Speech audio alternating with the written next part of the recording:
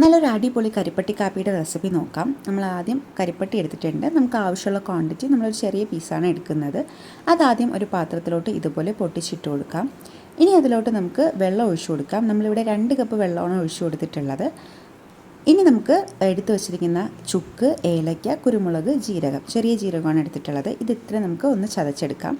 അതും ഇതിലോട്ട് ആവശ്യത്തിന് ഇട്ട് കൊടുക്കാം. ഇനി ഇതിലോട്ട് നമ്മൾ ഇട്ട് കൊടുക്കുന്നത് കുറച്ച് തുളസി ഇല, അതുപോലെ തന്നെ ഇത് നവരയിലയാണ്, പനിക്കൂർക്ക ഇല എന്നും പറയാറുണ്ട്. അതുകൂടി ഇതുപോലെ ഒന്ന് ക്രഷ് ചെയ്ത് ഇട്ട് കൊടുത്തിട്ടുണ്ട്.